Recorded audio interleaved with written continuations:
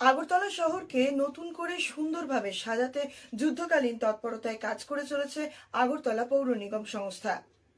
এমনকি মেয়র দীপক মজুমদার শহরের এই প্রান্ত থেকে ও প্রান্ত ছুটে বেড়াচ্ছেন কাজের গতি প্রকৃতি দেখার জন্য। আর কিছুদিনের মধ্যেই ঘোষণা হয়ে যাবে লোকসভা নির্বাচনের দিনক্ষণ, তারপর লাগু হয়ে যাবে নির্বাচনী আচরণবিধি। এর আগেই শহরের অসমাপ্ত কাজগুলি গুছিয়ে নিতে চায় পৌর নিগম। শহর আগরতলাকে একটি নতুন আধুনিক শহর রূপে গড়ে তুলতে কাজ শুরু করে দিয়েছে পৌর নিগম।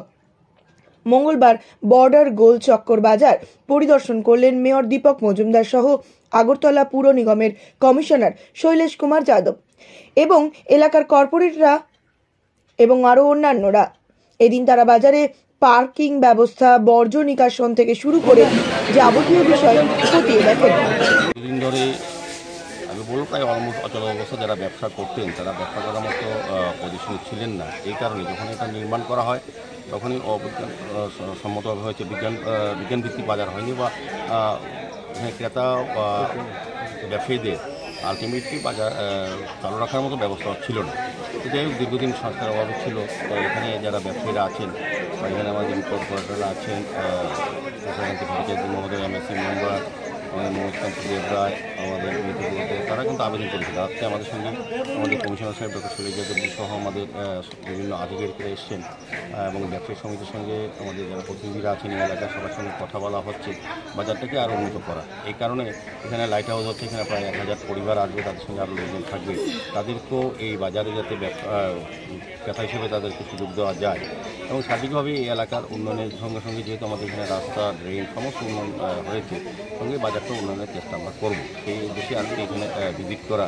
কারণ কমিশনার সাহেবও বেশি উদ্যোগ নিয়ে আন্তরিকভাবে চেষ্টা করছেন এটাকে আধুনিকভাবে করা।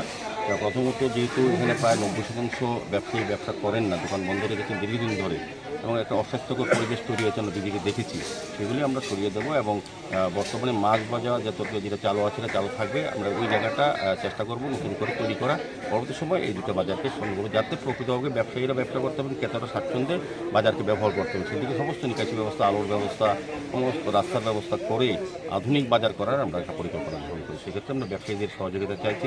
এলাকার লোকের সহযোগিতা কিছুদিন হয়তো অসুবিধা পড়তে হবে বাজারে ঢুকতে, কিন্তু আমরা চেষ্টা রাখবো যাতে বাজারে সবাই এই বিশেষ করে তরকারি বাজার আর মাছ বাজারে চালু আছে সেটাকে চালু রাখা, পাশাপাশি ওই অস্বাস্থ্যকর পরিবেশে যে বাজারটা তৈরি হয়েছে যেখানে বন্ধ প্রায়, সেটাকে নতুনভাবে নির্মাণ করে যারা ব্যবসায়ীরা আছেন তাদেরকে ব্যবসা করার সুযোগ দেওয়া, পাশাপাশি রাস্তার পাড়ে যারা গরিব অংশের মানুষ যারা ব্যবসা করেন তাদেরকে এনে এখানে ব্যবস্থা করা যায় কিনা সেদিকে আমরা চেষ্টা রাখবো।